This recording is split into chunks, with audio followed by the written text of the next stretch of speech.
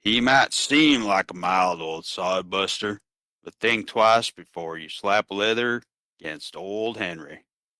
Join us as we review this western that has a few tricks up its sleeve.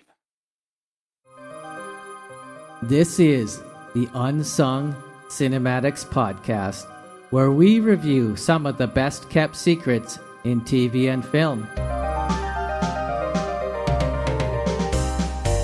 Your hosts, Stewart and Rastislav, present you with a misunderstood movie to see if it deserves the title of being unsung.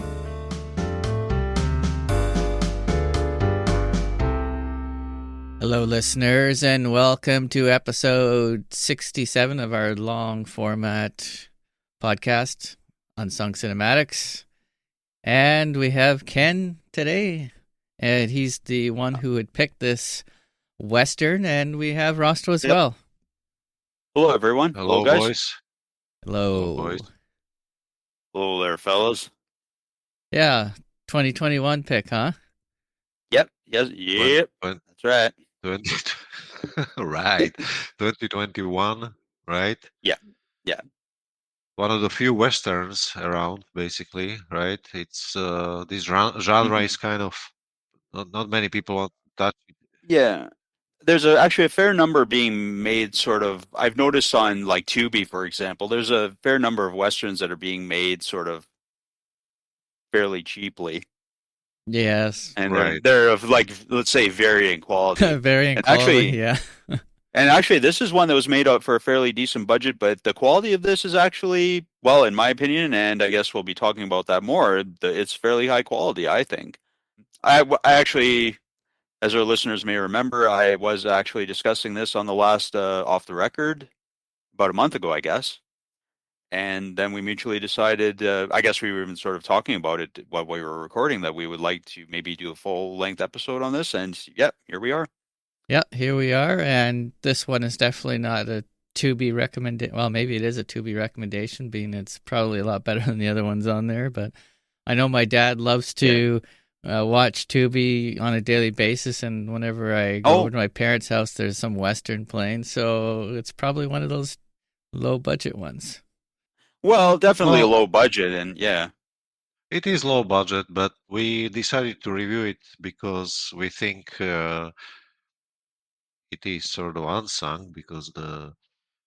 obviously they didn't have money for some massive advertisement.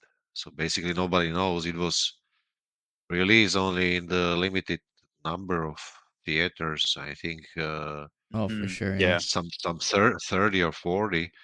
So basically then it went straight to the streamline and nobody knows. And I think it deserves much more attention than it have.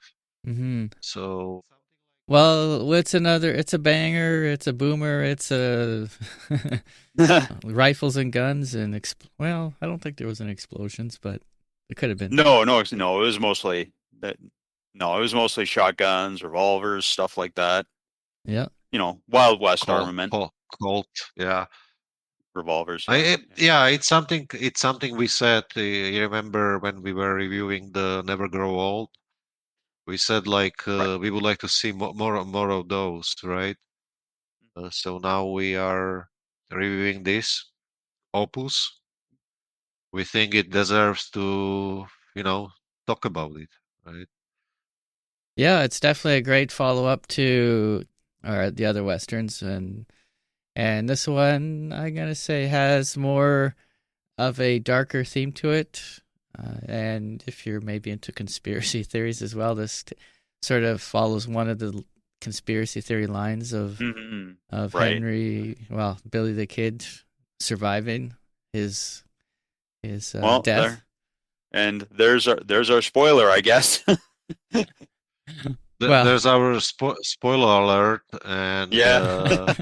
Although to be fair, I think most people who know the history of Billy the Kid would actually be aware of it anyway, it just out. knowing that from the name Henry McCarty, because that was actually apparently William Bonney's name at birth, Right. Yeah. and William Bonney was Yeah. the alias he took, and which ended up becoming Billy the Kid. So Yeah. I think most students of Western history would probably realize that anyway. So, but general audiences who may not be aware of that particular bit of history, then it will be a surprise. And I think a fair number of people, just judging from comments I've read on the internet, they were pleasantly surprised by that reveal. So Yeah, yeah, yeah. I believe that it was set in 1906, so this would have been some 30 years after yeah, his supposed death. I think yeah, if my math yeah, is right. yeah. 1881, I think. That That was sounds about supposed to be. 20, 25 years, I guess. Yeah, Yeah. yeah. In that time frame, yeah, definitely. Yeah. But in this film, he's portrayed as, I'm going to say, someone in their 50s or so. Yeah, that sounds accurate. Yeah, that's pretty close. Yeah. Yeah. Hmm. But, this is not unusual. I mean, people were always fascinated by resurrecting all kinds of people like Elvis Presley, Jimmy Morrison. Now I saw Oh, sure. the pictures of I saw pictures of Epstein. I mean, Oh, it's you boy, here we go. Yeah. it just never ending Speculation. fascination or some speculation and some sort of, I guess, Mandela effect, so to speak. Like Yeah. people always think that someone who died It's not dead, yeah. still must be. Okay. so, Yeah. Yeah. so, I mean, it's not unheard of, right? So, and Right. I know Right. there was this fascination with Billy the Kid, like, so basically Yeah. it's some sort of, I would even compare it with Once Upon a Time in Hollywood, where they resurrected Oh, basically they Sharon sort of Sharon Tate. yeah, they sort They of they they, rewrote the they sort history of the Manson family stuff. they, Yeah. they, yeah, they sort of rewrote the Yeah. history Quentin Tarantino of did the. his. Yeah. Yeah. So it's nice. I like to see this fascination and Right. fantasy gotten loose in the movie. It's really, Yeah, a it's what if beautiful. Well, story. Right. Right. cinematography is simply amazing. Oh, in this film, you So mean? Yeah. yeah, Oh, yeah. It's really good. Really well done by John Matisiak, yeah, I believe the name was. Yeah. yeah, exactly. This was a 2021 release from Shout Studios and Hideout Pictures. Shout Studios is, of course, the company that has been. I've talked about them before. They've been releasing re-releasing the Hong Kong Chinese action films by John Woo and other directors.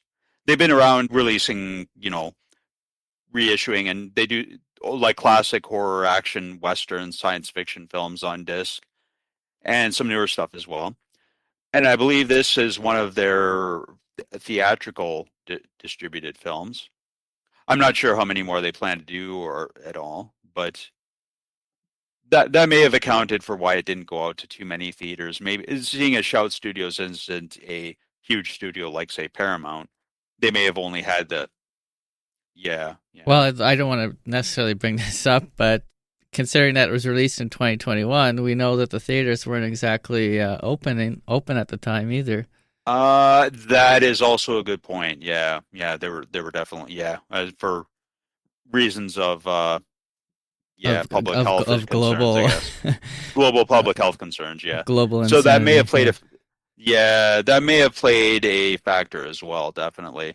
The budget on this film was 1.5 million, which is still relatively inexpensive, but the worldwide gross was like only 77,463, if I recall, dollars as I recall. Yeah.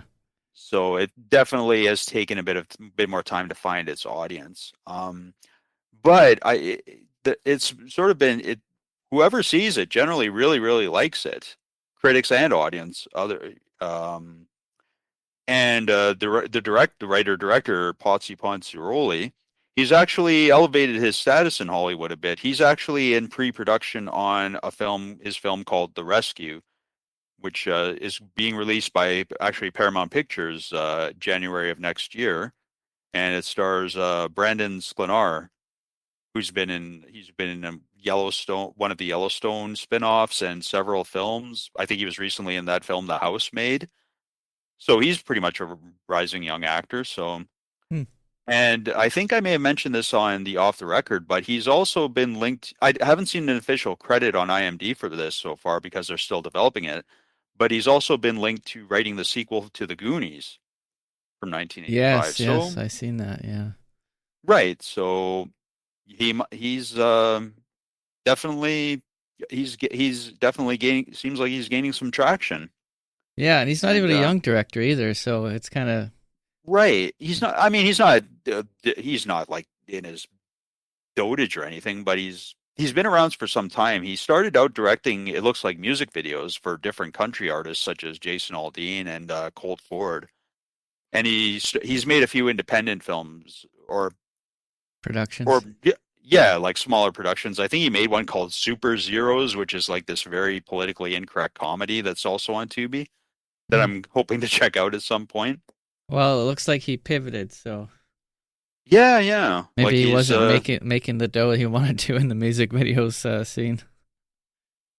well, actually, I would think Jason Aldean is a pretty well-known singer, so I would have thought there'd be more money in doing that than in some of the films he's worked on.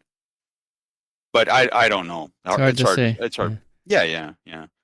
But he definitely seems to be do making films definitely not just for the money. It does seem like he does want to tell their unique stories. So I have to give him full credit for that. And Yeah. hopefully the rescue when it comes out next year, hopefully that will continue his trajectory. I guess if you want to put it that way. Yeah, well, it won some rewards and or Hmm. rate or It won. Yeah, yeah. best actor or something. And Yeah, I believe it's called the Almira Western Film Festival. It won Best Picture and Best Actor for Tim Blake Nelson. So yeah, yeah, I found the score actually really good. It I was agree. Yep, not very yep, annoying yep. to the ear. It was just nice. Basically, at the ending credit, there was some country song which I never heard Yep. before, but yeah, but the score throughout the movie was really nice, emphasizing the mood.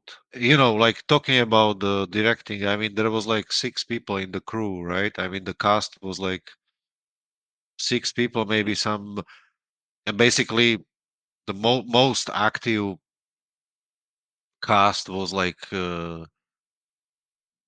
5 people all together. You know, I mean, all Mhm. the other people they barely had some lines, so I don't Yeah, want to yeah. say it was easy directing, but well, I can jump in on that regarding the directing. Apparently, the crew had all known each other for quite some time already. The director of Right. photography, John, I don't know how to pronounce his name, Matsiak, and Scotty Wright, who was the director of one of the directors of technology or something, Right. Okay. or Yeah.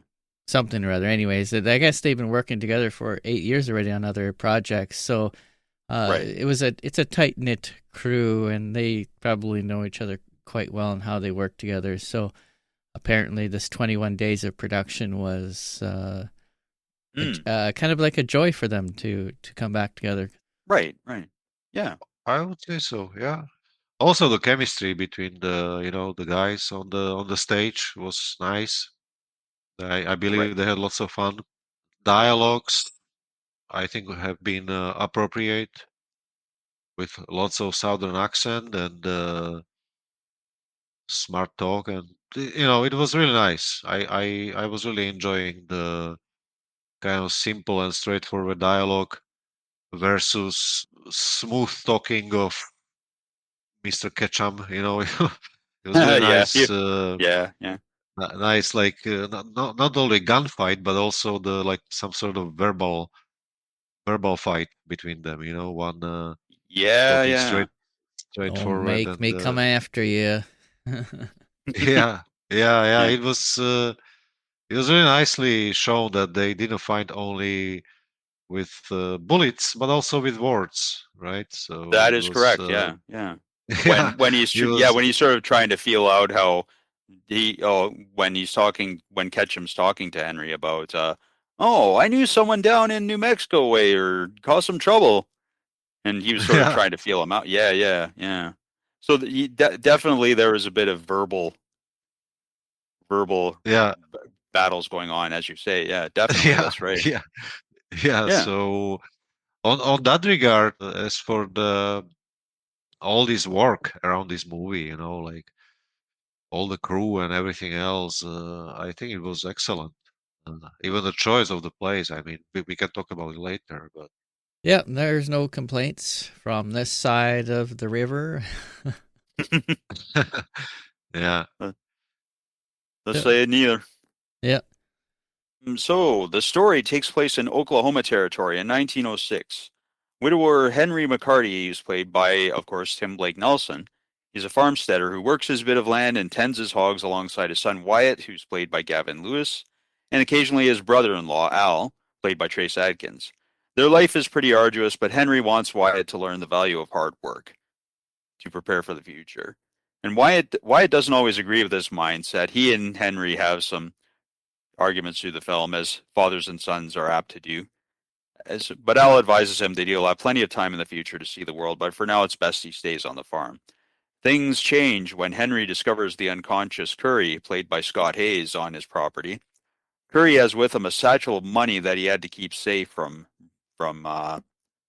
some nefarious people, and against his hesitation, Henry brings Curry back to the farm so that he and Wyatt can bring him back to relative health. Curry eventually tells them that he's a sheriff who was set upon by Ketchum, who's played by Stephen Dorff, and his companions Stillwell and Dugan, played by Max Arciniega and Richard Speight Jr., respectively, and they're all posing as lawmen. Ketchum and company pay an initial visit to Henry's farm, trying to find Curry, and then Henry discourages them and says he hasn't seen Curry. So Ketchum and his friends leave with the intent to get information from Al and hire some more guns to pay another visit later on. They figured out Al is Henry's brother-in-law, and they decided to use him as a bargaining chip, so to speak. As Curry slowly improves, Wyatt snoops around and finds the money that Henry has recovered, and they also find some hints about his father's past, including some armament and a few newspaper clippings that don't really make sense to him at that time, but come into focus later on. And then things come into even more focus as Henry kills one of Ketchum's men who's surveilling their farm. Curry tells them a bit more about Ketchum's doings, and eventually Ketchum, of course, returns to the farm with Stillwell and Dugan and several other hired hands or hired guns and they've also captured Al, and they try to use him to force Henry to turn over Curry. As the final reckoning begins, Henry shows Ketchum and his men his true skill set, and then Wyatt is forced to become his father's son sooner than he expected. And now, I guess we'll play the clip of what happens. This is basically the lead into the big showdown near the end of the film. And as I mentioned, Ketchum and his men have captured Al and are intending to use him as trade bait to encourage Henry to send out Curry and the money. And then things kick off from there. Suspicions about who you are, Henry McCarty. I got to admit, that name sticks in me like a thorn. My curiosity was aroused. I was hoping Al here might shed some light, but he wouldn't say shit. Even after my boys were, what's the word, emphatic in their question. You probably concluded I'm no sheriff, nor are these men my deputies. Not a one of us had spent time in Woods County before a month ago. What about you? Where'd you come from? Every place on earth but this. So be it. Last offer. This tongue-tied piece of shit for Sheriff Curry in there and the money. You get what you want, I get what I want. We go our separate ways without blood spilled. Not yours, not mine. Not that boy of yours I see surveilling all this through that window. If I wanted bloodshed, I'd have busted in there guns a-blazing a long time ago. I believe you know that. You leave my brother-in-law right where he is. Turn and ride your asses off my property. You do that, and I'll let you live. You hear that, fella? Is that the talk of a mild old sodbuster? I think not. Nah. That sounds like something else altogether. Okay, so that was the clip, and yeah, that was pretty intense there. That's a tense standoff. Definitely. With Ketchum using his big words and Henry just getting right to the point. Yeah. Wasn't that a slight reference to Ballad of Buster Cragg? Well, actually, Russell, I haven't actually seen it. I haven't seen the Ballad of Buster Scruggs as yet because I don't have Netflix. But you did. I'm guessing you did watch it. I watched it, but I don't really mean like movie itself. Just Yeah. this reference, the reference to mild old sodbuster. So no, I think it's just like some kind of maybe. I figured it was just a re- bit of dialogue that Ponciroli wrote, but I don't But as I say, I haven't seen Buster Scruggs as yet. I'd like to. I haven't seen it either, so Anyway. I can't make too much of a comment on it. But I mean, being that there's so many westerns out there and so many references, it's possible there's absolutely. some overlap for It's- sure. Yeah, definitely possible. Like when they called him a mild old sodbuster, I took that as a reference to Henry was trying to be a farmer. Oh, That was okay. the way I read it. But as you Right. said, it's possible, as Stewart's saying, maybe there is an overlap between that and that particular bit of dialogue in another film. I'm just not. I can't think of it at the moment, All but it's right. possible. It's Well, definitely possible. well, Yeah. well. Nevertheless, basically, this was the climax of the movie, and then everything went Right. Right. Yeah. south, basically from there. And that was Mhm. I would say, the main speech of Ketchum, and that was actually like we said, like that was actually the like verbal battle. Then on, it was just about basically. That was the last battle of the movie, practically after that. Mm. Right. There is still one more event that happens after that's all over, but we'll try to Yeah. keep that under our Yeah, I'll try to hats. keep it. Now I did look up Sodbuster here on Merriam-Webster, and there's a few different references. One is referring to Wichita, Kansas. Sodbusters, buffaloes, cowboys on long, dusty cattle drives, and Wyatt Earp's jail. And it also refers to a farmer with a plow that breaks the sod. So yeah, it's Yeah. so it's a common Okay. term.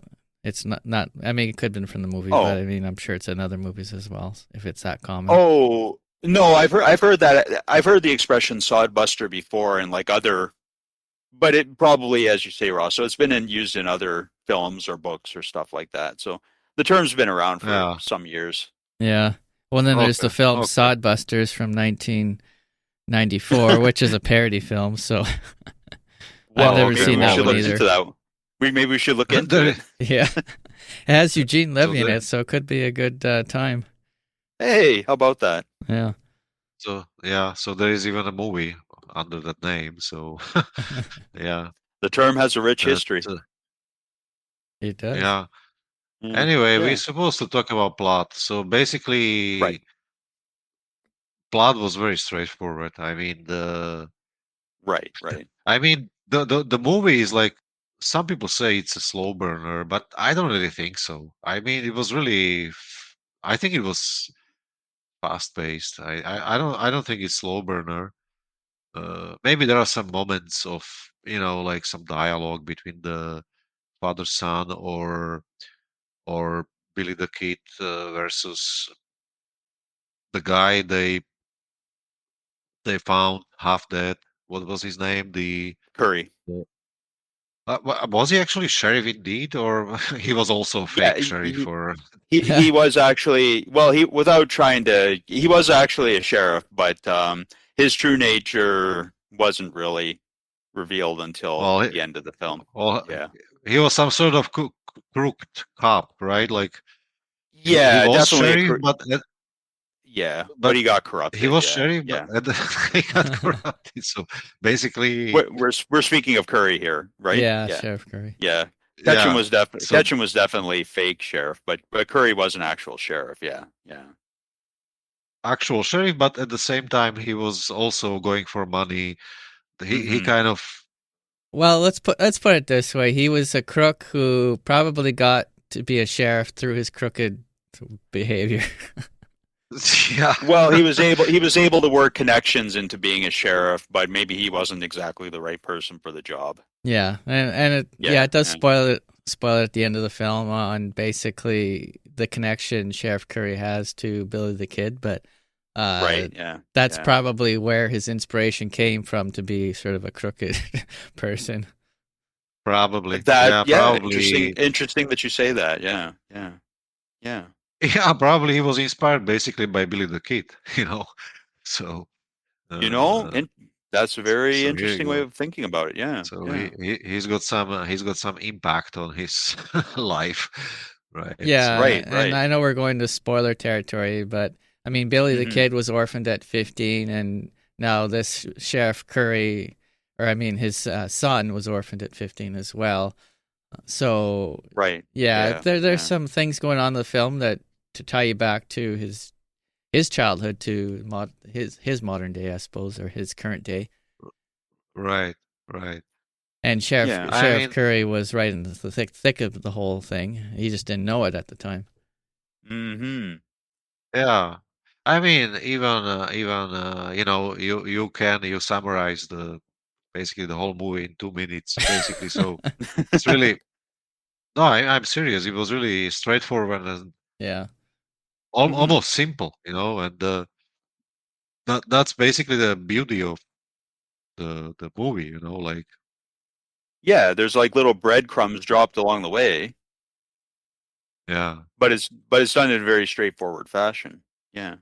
yeah. There is some I would say subplot mentioned, you know, about the his about the Henry's you know history Yep. Yep. and a little bit of subplot with his wife. She died, you know, of tuberculosis. I think Tuberculosis. Yeah. Right. yeah. Yeah.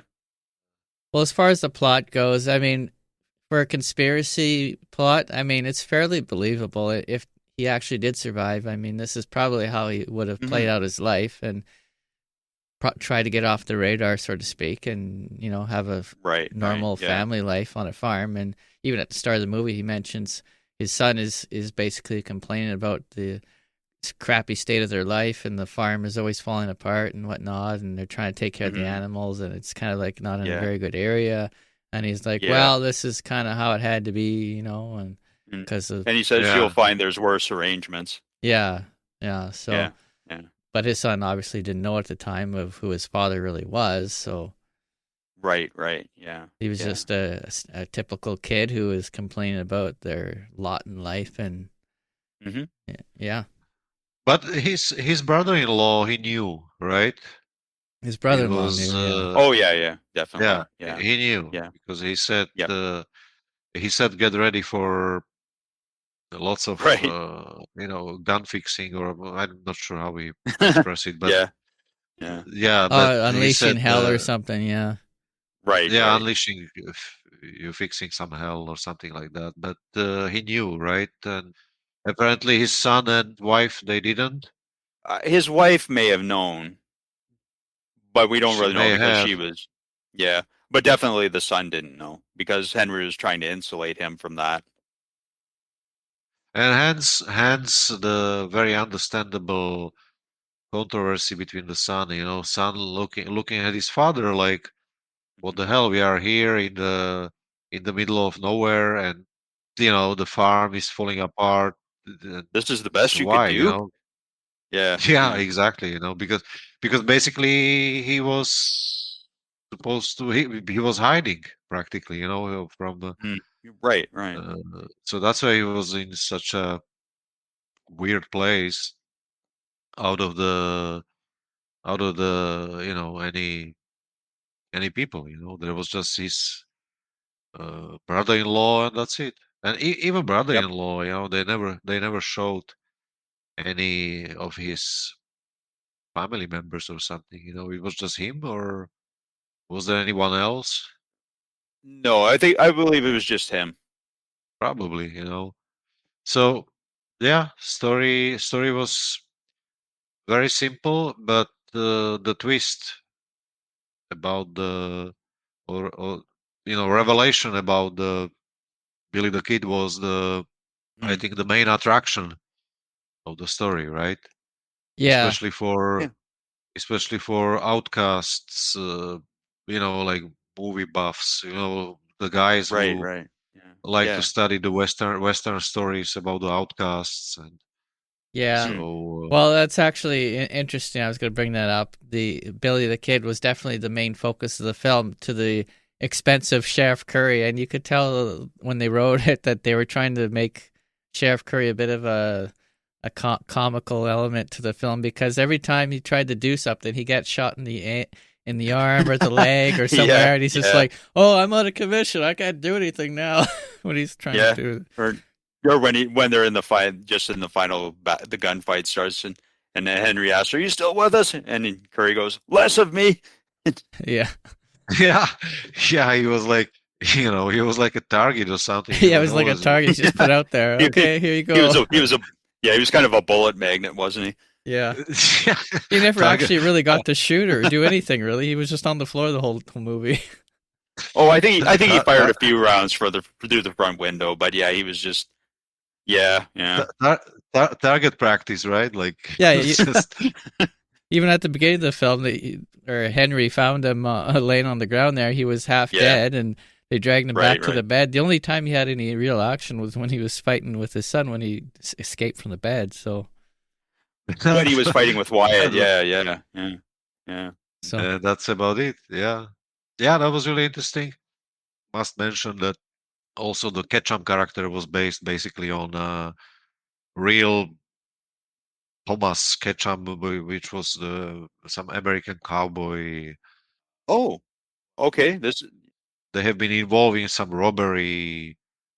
Oh, okay. I didn't know or, this. or- the train robberies have been in fashion back then. In the 19th Oh yeah, of course. Yeah, century.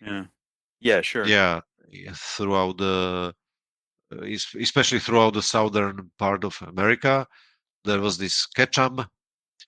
So basically, there is some sort of Oh, connection okay. between, because he was also in acting in New Mexico territory, and Oh, okay, all over okay. the I place. didn't know that. So yeah, so there was another, like, I think it was called like Ketchum Brothers. So Oh, also some allusion to the Wild West history. And huh.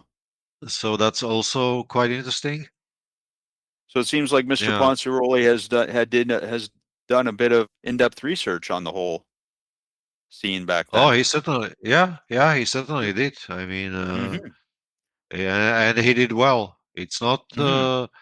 It's not out of the place at all. I mean, it's quite possible. I mean, we're going again to conspiracy, but people still talking about Elvis Presley, right? So why the hell, why Why not? not? Yeah, why not? Exactly. If you can tell a good story and draw from Yeah, several sources of history, why not? right. yeah, exactly. For me, plot was really, really well done, considering the really, like, very limited cast, and probably the bug was around when it was filmed, right? Because I'm guessing that it would the timeline would seem to make sense, but I'm not 100% sure on that. I was actually sort of trying to find information on when the filming time frame was, but and right, considering that with the limited cast and the small setting, I yeah, guess it almost did seem like they were observing the protocols and cautioning and distancing requirements that they had to follow for a while back in Hollywood, as in many other Yeah, industries. yeah, So it's quite yeah, possible. I'm thinking. I'm thinking you're right on that. yeah. So considering all these circumstances, I think it was job well done, of course. Yeah, yeah, sure. Just mention one thing. The Yep. friction between Henry and Wyatt. You know, it was. I think it was a nice little element because he was, as he said, he was trying to shield him, but at the same time, he wanted to get out and do his own thing. You know, and Hmm. that same fire or personality is what his dad had, right? So, but he didn't really realize that his dad had all that same sort of gumption, I suppose, and gumption. Yeah. and him, and Yeah. Right. and he was basically going right into his old man's footsteps without realizing it. And it wasn't until the final shootout that he probably didn't realize that, hey, maybe I shouldn't go down this path that I've been contemplating, getting out in the world and causing trouble and becoming a criminal. Well, I don't know that he was considering getting into crime or anything like that. He just wanted to get, the way it seemed to me is he wanted to get out and see the world. But who knows what path he would have, but to be, on the other hand, who knows what, he might have followed that path if he hadn't. Well, that's just it. And he might actually still have followed that path because now he's orphaned, right? Yeah. So now he's on his own. Yeah, that's true. It's hard to say what the future is going to be like. But you obviously, the end is on a bit of a hopeful note, I would say, but you never know, right? Right. Well, they leave it open. I mean, it's interesting to think about. They do leave it open, yeah. I don't think there's any need for a sequel because they would have to. Oh, no. A completely new idea for, I don't know, a sequel would be maybe his kid would be following his father's footsteps. But I mean, I'm not sure how interesting that would be if they went that route and decided to do a sequel. But I don't think that will happen. I think the Ponciroli probably realizes that, that's a story for another time that doesn't necessarily need to be told. Right. That's right. Not unless they decide to find some record somewhere about it. About his possible descendants. Yeah. I actually want to say that's the one sort of nitpick I have with the film when you were talking about Henry and Wyatt's disagreements. I noticed the writing of it sort of fell into a pattern where, Henry and Wyatt would have a disagreement. Wyatt would say something cruel and then he'd storm out of the room. I noticed that a couple of times as the film went along. It just seemed like sort of a pattern that was repeating itself. But, but that's just a small nitpick, I think. Yeah. Yeah. That's my only real thing that bothered me a little bit about it was sort of that pattern. On the other hand, I think it's pretty appropriate. Just try to think about yourself when you were in puberty. Oh yeah. Full of hormones and Oh no, you're right. Like Stu said, like there was this mixture of hormones, gumption, anger. And, like so. As a teenager, you're trying to be adult, but you are still not adult. There is this fight, basically inner fight. So I think it was actually well displayed in this movie. Never-ending tension. No, I agree with you there. Yeah. No, I just wish maybe they found a different way to set it up rather than just them in a room arguing and then Wyatt storming out. Maybe they could have figured out another way to show that tension. But it was still, right. But that's, I think that's a small, that's just me being a little bit nitpicky. It's real in the scope of, how well done the film is. It's pretty small complaint. But you could also see the Henry's helplessness, like his son is telling him that you are useless, blah, blah, blah, and on the other hand, he doesn't really have any argument to that, because he's true. He's a ex-convict. He did bad things. He killed people. He stole, right? So he's not really someone who would argue with that. There was That's right. it was really a hard situation, a very difficult situation for him. For him as a Right? father, yeah. Yeah, that's definitely true. Yeah, yeah. Really? Yeah, so we're gonna go to cast, and Yeah. I'll just mention. Sure. I really liked Tim Nelson and his role as Henry. This is exactly how I would picture an older outlaw. And apparently he had spent 6 months preparing for the role and learning the skills, and I guess even learned how to twirl his gun. Now apparently they didn't want to overdo it in the film, but he did twirl it I think once in the film, and he worked. There were a couple times I saw. Yeah. Yeah, they didn't want to make it the central theme or anything, but he spent a lot of time learning how to hold the gun and shoot the gun and do this, and so props to that. And I also think Wyatt was pretty well suited, except maybe a little bit too whiny at some points in the film, being a younger actor and maybe disconnected from the whole genre. But I mean, he must have done some research or some practice to get it down. And then Scott Hayes, I think so. Right? He was okay. Sheriff Curry. I mean, he had some roles in the film, but I mean, maybe just because he didn't have enough in the film that I just thought he was okay. But well, he's a bit of an interesting case. I mean, he's actually been in a fair number of films. He was actually in that horror film Antlers I reviewed a couple of years ago. He played the father in that. So he seems to be sort of he seems to be like a go-to character actor for, characters with the darker past or present, I guess. I'll be honest, I was enjoying Stephen Dorff the most. I think he was for me he was the highlight of the movie. Yeah. He's pretty underrated, I think. He is. He was. I think he played in Blade, right? He was this deacon. I meant to bring that up. He was the bad guy in Blade, the first Blade film as well. As Deacon Frost, he did a pretty good job there too. Yeah, I was enjoying him also in the third season of True Detective. Series. That's right. Yeah. You talked about that before. Yeah. Yeah, he was really good there too. As I saw him in the True Detective, he always been speaking this way, this smart talk, and trying to lure you to give information, to give up the information through the some sarcastic or humorous or smart talk, very like smooth talking, and so he was basically using the same dog as he used on True Detective. However, I'm not sure what year was True Detective done. Maybe you guys can check it out in the meantime. But which one was the first? Yeah. Was it Old Henry or True Detective third season?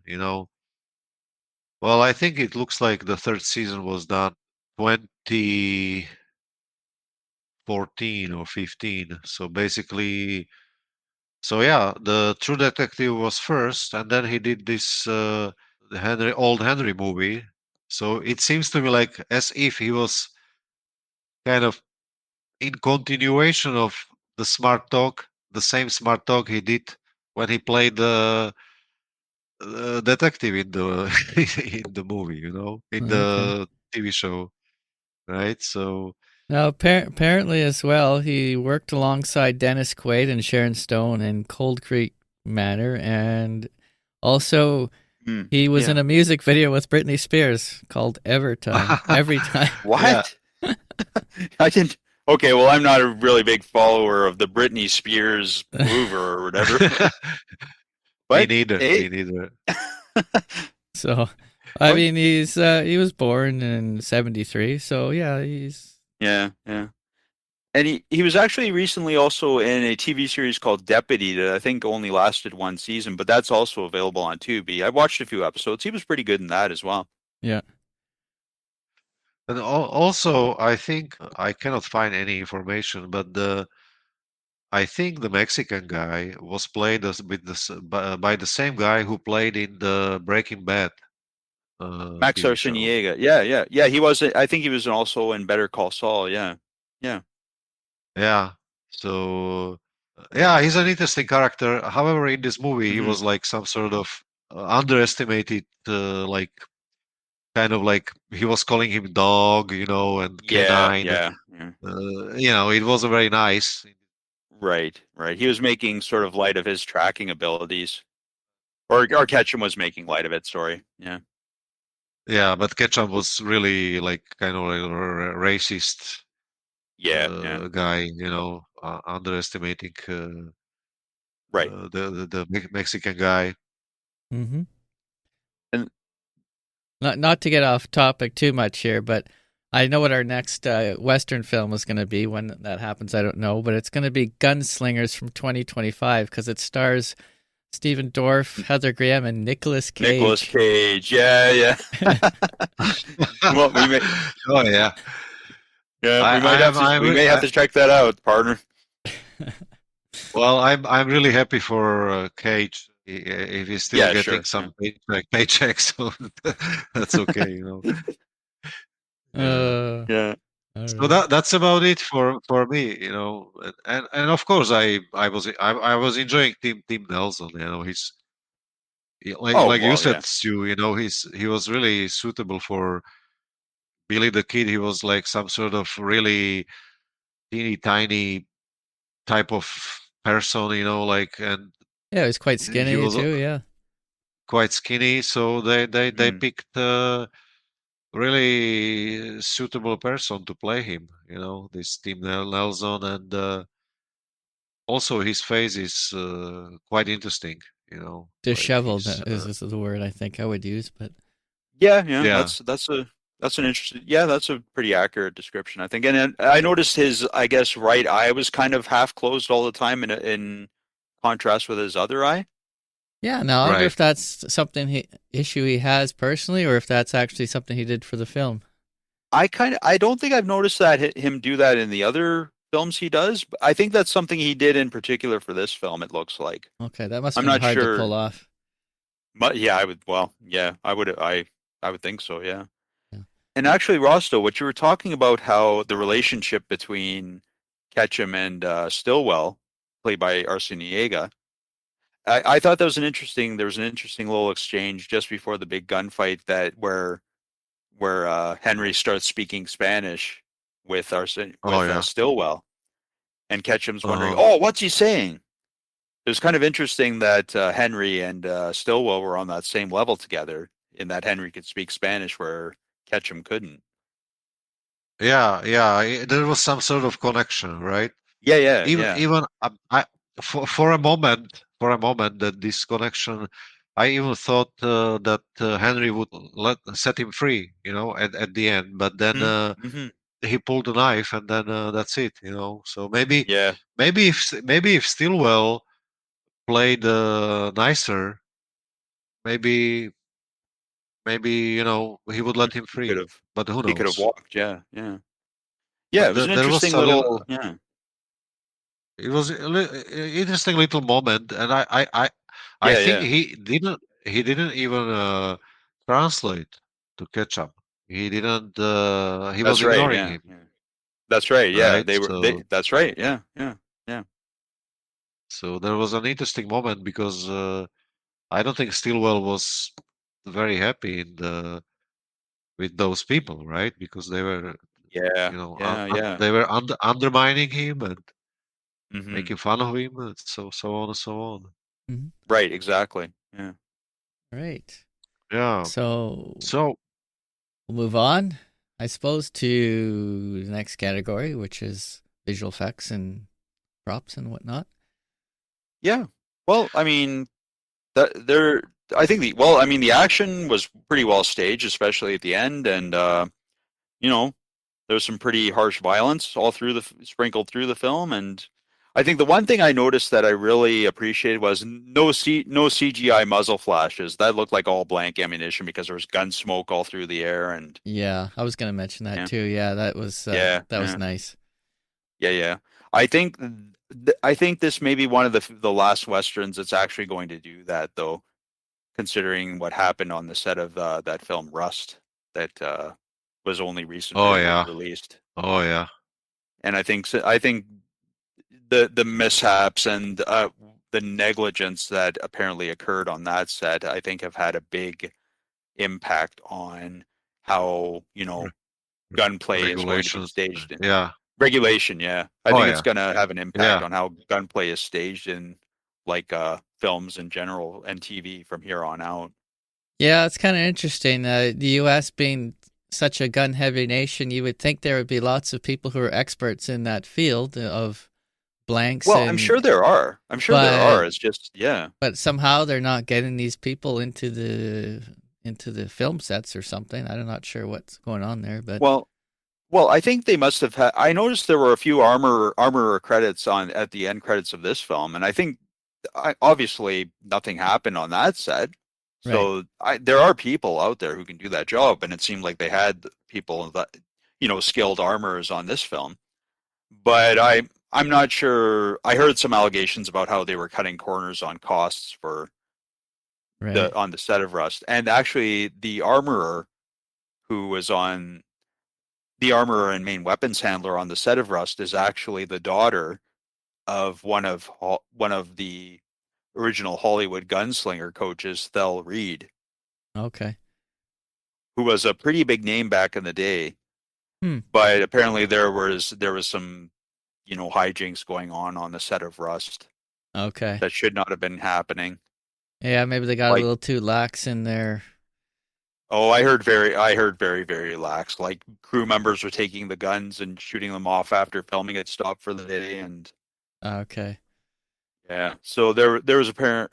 I don't know if that's all been proven in court yet. Right. But there was testimony given apparently that stuff was happening, and apparently the young lady who was the armorer, apparently she was there. Wasn't a lot she could do about it. It was kind of control was taken out of her hands, is my understanding. I see. Okay. But again, on this film, there weren't any. I don't recall hearing of any incidences like that. So there are definitely people who are professional in that regard. But it does seem like Hollywood doesn't want to take chances on that anymore. Right. Well, maybe it'll be the smaller productions that actually bother to do that now. Which is kind of strange because you would think the bigger productions would have more, more resources to allocate to that. There's probably some politics going on behind the scenes we don't know about that's causing all this. So Yeah, that's always possible too. Yeah. Yeah. But anyway, speaking of cinematography and like some effects, I mean, there was lots of stunts, of course. They Sure, use, jumping through windows and yeah. Yeah, I think they use like 6 guys basically, which would be actually aligned to number of actors, right? And but as for the cinematography, I was really enjoying. I like those white savanna style no trees, some tree here and there, right? Like those white open spaces. I think it's Oklahoma is even part of the Tornado Valley, right? So it's like it's flat basically, and I like this kind of country. The only thing I was reading, only criticism was that Oklahoma typically has reddish soil, which wasn't visible in this movie. In this movie, it was typical brown soil. Yeah. But well, this I don't wasn't really actually. care. Yeah, this was actually filmed in Tennessee. I saw at the end credits. So I guess Tennessee was standing in for Oklahoma, but yeah, Watertown. Yeah. Right, Watertown, Tennessee. So maybe they should paint it over or something. But no, I don't really care about No. Yeah. But apparently this isn't a created set. This is an actual old settlers cabin that they had found. So I saw that in an interview. So they were, I mean, they probably just bought up the property for some ridiculously cheap amount and said, "Okay, we're gonna blow it up and shoot at it and, use it as Yeah, use it as a I farm." guess. Yeah. It seems to me like some old abandoned farm, like basically Right. Right. maybe even originally from the 19th century. Who Oh knows? yeah, no, definitely, it definitely was. Yeah, Uh, yeah. Well done to the director and the crew and and all the Yeah, props, definitely. I mean, all the props yeah, the has been clothing and very, stuff. Yeah, yeah, very genuine. I mean, the pistols and Yep. the old anything, boxes and the Right, right. newspapers and yeah, everything. Yeah. Little clippets even and the clothing, and yeah, Hmm. I can see all over the westerns, they're using these long coats, yep. Yep. Oh, basically. I should mention that Potsy Ponciroli's wife Amber was one of the costumers, so Well, there you go. there Oh, again okay. there's that whole that close-knit association you were talking about. Right, right. Yeah. All Well, right, So, all right. so yeah. sometimes these smaller productions are a lot better than the bigger ones. That's for sure. Yeah, absolutely. Well, guys, do you think this movie has cult movie potential? I'd say it's already there. I'd say You would say it's already it's there? already there. Oh yeah, I would think so, I definitely. know, I know there is some fan base. I Uh, think it's steadily growing yeah, too. Yeah. it's Because I'll tell it's you one steadily thing. growing. Yeah. Because you know what? One funny thing is, I actually checked out the DVD from my library branch, and I went there. I still have the copy checked out. I'm going to be returning it today. But I noticed that when I stop in by my library branch every day on the way home from work, and I noticed there was a second copy there. So someone else must have requested a hold on it and then returned it to my branch. Hmm. Probably have to get the Blu-ray on at some point here. It's still at Well, $38 range or something, but the DVD I think was a um, lot more affordable, like $18 or something. yeah, but it's harder to Right. find, I think, though. I've looked at several stores to pick up my own copy, and I haven't been able to find a copy yet. Although I will say the disc has been is actually issued by Shout Factory because they actually helped produce this film. Mm-hmm. The only Uh, one I've been able to find, there is a company called Groove.ca, which is the sort of like there are other distributors you can buy Shout Factory discs from, but I think they're officially sanctioned or officially commissioned by Shout Factory to distribute their discs. And I looked on their site for a copy, and the only one they have available is like the 4K plus Blu-ray combo pack, which is, as you say, we're saying, Stuart, $38. Right, But for a film of this quality, I mean, I wouldn't really have an objection to paying that. right. Well, apparently Amazon has it the regular Blu-ray version for $28.35 as the time of this recording. Oh, So maybe there may still there's probably even some DVDs and this floating is around too. it says manufacturer Shout Factory, and Yep. Yep. now I don't know if it's shipped by them or if Amazon is fulfilling it, but Might be an Amazon reseller yeah, it's because I believe Groove, which is spelled GRUV.ca, that's the official reseller for Shout Factory. okay. Although you can also get Shout Factory discs from the company Unobstructed View, Oh, okay. which is based in North York. And they do mail order. I think I've talked about them before on the podcast. They distribute a lot. They're like the Canadian distributor for like Criterion Collection and other boutique labels like Vinegar Syndrome, Shout Factory, Mhm. Severin. All right. Well, we know it's Yeah, available if you're and it's lucky also enough. streaming on Netflix. Yes, Netflix. Yep. Okay. Well, Yeah. I think that wraps up that category. To our overall Sure. opinions, we're getting The up final to the hour, verdict. the hour mark here, so we should probably wrap it up. And Okay. we'll let Rosta go first this time. Yep. all right, I can do that. It's gonna be quite simple for me. It reminded me to rewatch the Ballad of Buster Scruggs Yeah. because That was really interesting, and also it reminded me to rewatch the Never Grow Old. So Mhm. I haven't touched that since we reviewed it. So it's really something I want to watch again. I think it was amazing achievement by Potsy Ponciroli. Sorry, I had Mhm. to look at my screen because it's not so easy name to I can remember. hear your mouse scrolling.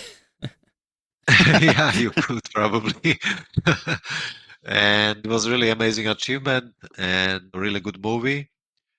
I think also cast was really well picked, as well as the story itself. And I was really enjoying the country and everything else. I like this kind of country. Some similar countries also here. You know, I like wide open spaces. It makes me Right. feel very free, you know, so it's really nice. And so I'm just gonna say it's a quadruple 8 for me. Mhm. So basically it means 8 out of 10. And I think it should be sunk. That's my opinion, and I stand by it. All right. Sweet. And you should certainly watch it. And I'm actually very happy to that we kind of contribute to this movie becoming or growing as a really nice cult movie. Yes. Yeah, absolutely. That's what we're trying to help out with, definitely. Yep. All right. And you gave us your unsung rating. Should be sung. Yeah, should be Yeah. sunk. Should be sung. Yeah. Okay.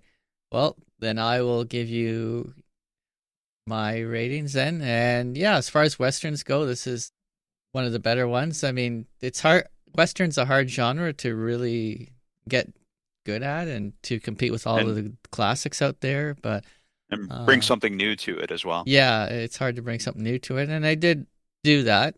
So I'm going to give the style and directing score a 7 out of 10. And for the plot, a 7.5 because it was definitely a unique plot. And the cast, 7, and special effects, a 7.5 because I enjoyed the non-use of CGI and the use of practical effects. So that gives my Right. my overall rating then will be 7.25 out of 10 and should be sung. And I didn't give it any higher because I generally don't give super high reviews, but also because it is Western and it is pretty crowded already. So, I mean, there's some out there that are 8s and 9s out of 10 for sure, but There's some 2s and 3s and 4s. the bar is pretty high on Westerns. So a 7.25 Yeah. for me is praiseworthy for sure. Yeah, definitely. Yeah. I'm keeping my rating pretty simple. I gave it 8.5 out of 5 out of 10, as I recall, when we did off the record last month. So I'm going to say 8.5 out of 10 for all 4 categories. I don't see a reason to change it. I've watched this film like 10 times at this point. Oh, jeez. Like, I mean, I haven't had my eyes on it the whole time. I think I've watched it about 3 times where I was really paying attention to it, and like another 7 times, like just in the background while doing other things in the kitchen, making dinner, washing dishes, stuff like that. Wow. But and I'm still looking to acquire a copy for my collection. So yeah, my final rating 8.5 out of 10, and it should be sung. Nice. Let it Nice, let it nice. ring throughout the land. Yeah, This is yeah. like this is like Ken's version of Evil Dead 3 for you. Yeah, yeah. Is there any movies out there you've watched more than this one? Probably the original Star Wars, The Hidden, and Raiders of the Lost Ark, and Midnight Run. Midnight Run. Those are Okay. probably the only few I can think of right now. All right. Well, for me, American Psycho. I mean, I've seen American Yeah, Psycho probably yeah. like 100 times, maybe. So that's Even I've seen that Do you one like 3 actually times. do you actually have a physical copy, Rosto? I do. Yeah, yeah. Oh, all I right. Well, there you go. well, here you go, man. American Yeah. classic. Everybody out there, check it out. It's a nice Western movie, and Yeah, we like it. All right. That's right, partner. All right. Do you have any more little Western impersonations there, Ken, before we wrap up? Now, you know me, partner. Man, a few words.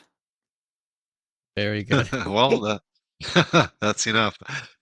Sometimes our words are terrible, so That's keep it to about minimum. enough of that there. I think so. Thank you, everyone. Thanks, guys. Yeah. Okay. Well, thank I- you to all the listeners out there. Thank you, Rosto. Thank you, Ken. And thank you to the Western lovers out there who are listening to this podcast. Have a good one, and we'll see you in the next episode. Thank you, boys. Thank you. The Unsung Cinematics podcast is produced by Rastislav and Stewart Rathje. The statements in this podcast are the opinions of the hosts and not necessarily a true statement or literal fact. You can find us on Substack at unsungcinematics.substack.com or listen to us on your favorite podcasting app. Copyright 2025.